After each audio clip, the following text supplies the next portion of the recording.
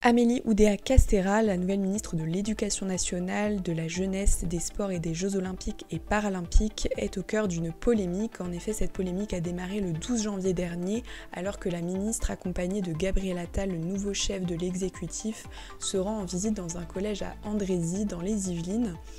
Elle est alors interpellée par un journaliste qui lui demande pourquoi ses enfants sont scolarisés dans un établissement privé, en l'occurrence le collège Stanislas, situé dans le 6e arrondissement de la capitale. Le journaliste interpelle également la ministre sur l'enquête administrative qui vise le collège en raison de possibles dérives homophobes et sexistes. Et voici la réponse d'Amélie Oudéa-Castéra. Mon mari et moi qui avons vu des paquets d'heures qui n'étaient pas sérieusement remplacés. Plus récemment, Mediapart a révélé que les fils de la ministre avaient bénéficié d'un système de détournement de la plateforme Parcoursup pour intégrer Stanislas. Et toujours selon Mediapart, Amélie Oudéa-Castéra a fait le choix des classes non mixtes pour ses fils. Des nouvelles qui ont provoqué un véritable tollé dans la communauté éducative. Les syndicats interrogés par Focus répondent par un sentiment de dégoût. Qu'est-ce que tout cela vous inspire ? En ce qui concerne Parcoursup et le détournement de la plateforme, je trouve ça absolument dégoûtant qu'il y ait des élèves qui bénéficient de traitements de faveur comme ça.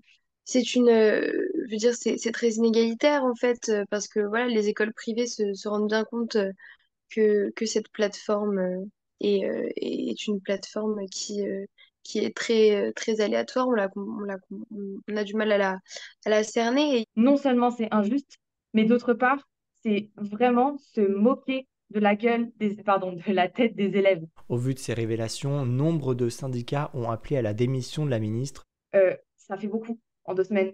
Et que de telles personnes impliquées dans des polémiques d'une telle ampleur concernant un secteur en crise, parce que l'éducation nationale est en crise aujourd'hui, c'est pas possible de laisser des gens aussi incompétents à la tête de ministères aussi importants. Et évidemment que Mme Oudéa-Castéra doit démissionner le plus vite possible. Elle est décrédibilisée auprès de l'ensemble des personnels qui composent l'éducation nationale. Et nous, on a des alertes très fortes des enseignants, mais aussi des personnels de direction et de responsables qui sont outrés par ce qu'on vit et l'image que ça renvoie.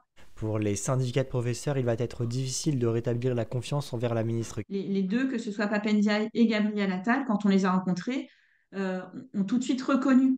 Là, elle a tout effacé en 2 minutes. Donc oui, c'est très difficile, à mon sens, à ce stade, de rétablir la confiance.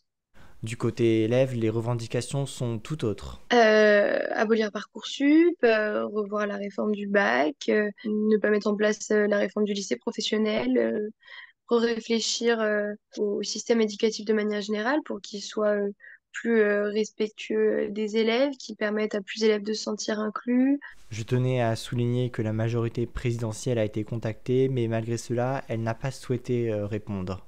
Les syndicats estiment que les répercussions sur l'éducation nationale se font déjà ressentir. La crise de l'éducation est soulignée par les groupements interrogés, notamment au vu de manque de personnel, de moyens financiers et d'un cafouillage depuis le passage des ministres successifs.